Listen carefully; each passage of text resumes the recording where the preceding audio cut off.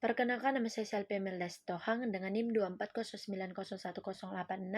Di sini saya akan menjelaskan ataupun menceritakan kronologi bagaimana sih kasus gugatan hasil pemilu oleh Prabowo Subianto pada tahun 2019. Stay tune pada penjelasan saya. Terima kasih. Nah, berdasarkan informasi yang saya dapat pada tahun 2019, Prabowo Subianto sebagai calon presiden dari Partai Gerindra menggugat hasil pemilihan presiden atau yang biasa kita sebut dengan Pilpres ke Mahkamah Konstitusi. Nah, gugatan ini mencangkup hal-hal yang terkait dengan hasil Pilpres yang diumumkan oleh Komisi Pemilihan Umum atau yang bisa disebut dengan KPU yang menyatakan bahwasannya Joko Widodo dengan Ma'ruf Amin adalah sebagai pemenang. Nah, terdapat beberapa, hal-hal penting ataupun poin-poin penting yang terdapat di dalam kasus gugatan oleh Prabowo Subianto ini. Yang pertama itu adalah gugatan Prabowo Subianto bersama pasangannya, yaitu Sandiaga Uno, yang dimana mereka mengajukan gugatan ke Mahkamah Konstitusi pada 24 Mei 2019, di mana mereka mempersoalkan hasil perhitungan suara yang diumumkan oleh KPU yang menyatakan bahwasannya Jokowi Maruf meraih 55,5% suara, sementara Prabowo Sandi hanya memperoleh 44,5%. Yang kedua itu adalah tudingan kecurangan, di mana Prabowo dan timnya menuduh adanya kecurangan yang dilakukan dalam proses pemilu, baik itu di tingkat pemilu legislatif maupun Pilpres.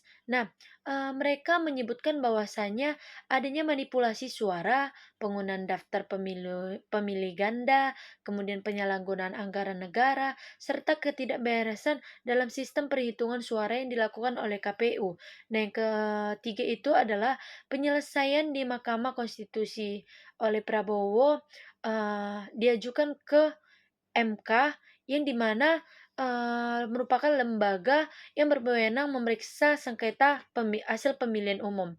Nah, dalam sidang yang berlangsung pada tahun 2019, tim hukum Prabowo mencoba memberikan bukti-bukti terkait klaim kecurangan tersebut, termasuk saksi-saksi yang dihadirkan di pengadilan. Nah, selanjutnya poin keempat itu yaitu adalah keputusan Mahkamah Konstitusi setelah melalui proses sidang yang panjang, di mana pada tanggal 28 Juni 2019 Mahkamah Konstitusi mengeluarkan keputusan yang dimana keputusan itu menolak seluruh gugatan Prabowo Subianto dan Sandiaga Uno.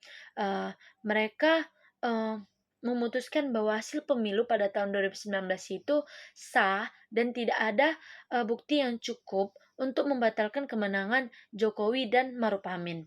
Nah, yang selanjutnya adalah poin kelima itu adalah reaksi Prabowo setelah keputusan dari Mahkamah Konstitusi, yaitu meskipun kalah dalam gugatan, Prabowo menerima keputusan tersebut dan menyatakan bahwasanya mereka akan menghormati hasil pemilu.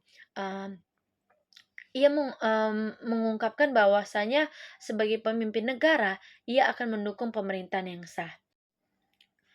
Nah, dari kasus gugatan hasil pemilu pada tahun 2019 oleh Prabowo Subianto, terdapat beberapa pelajaran yang dapat kita tarik ataupun kesimpulan yang dapat saya tarik, yaitu pentingnya proses demokrasi yang transparan, di mana gugatan Prabowo menunjukkan bahwasannya transparansi dalam proses pemilu sangat penting untuk memastikan kepercayaan publik terhadap hasil pemilihan umum. Nah, meskipun gugatan tersebut ditolak, isu kecurangan dan ketidakpuasan terhadap hasil pemilu tetap menjadi topik penting dalam demokrasi di Indonesia. Selanjutnya kemudian proses hukum yang jelas dan berkelanjutan. Nah, kasus ini membuktikan bahwasannya pentingnya mengikuti prosedur hukum yang telah ditetapkan untuk menyelesaikan sengketa pemilihan umum. Nah, Prabowo dan timnya memanfaatkan saluran hukum yang ada untuk menggugat hasil pemilihan umum. Nah, meskipun keputusan mereka tidak diterima oleh Mahkamah Konstitusi, tetapi mereka tetap mengikuti jalur yang sah. Nah, kemudian pentingnya bukti yang kuat. Nah, salah satu faktor kunci dalam keputusan Mahkamah Konstitusi adalah tidak cukupnya bukti yang dapat membuktikan adanya kecurangan yang dilakukan oleh Joko Widodo dan Maruf Amin yang mempengaruhi hasil pemilihan umum. Nah, ini mengingatkan bahwasannya kita akan pentingnya menyediakan bukti yang jelas dan kuat dalam setiap gugatan ataupun tuntutan hukum. Nah, secara keseluruhan, kasus ini, memberikan gambaran kepada kita semua tentang bagaimana proses hukum dan demokrasi bekerja dalam sistem politik Indonesia, serta pentingnya transparansi, kemudian bukti yang kuat, dan kepatuhan terhadap keputusan hukum dan menjaga stabilitas negara politik negara kita. Nah, berdasarkan penjelasan yang baru saya sampaikan tadi, bahwasanya kasus ini menjadi salah satu momen penting dalam politik Indonesia pada tahun 2019, mengingat besarnya perhatian masyarakat terhadap hasil Pilpres dan sengketa yang terjadi di Mahkamah Konstitusi.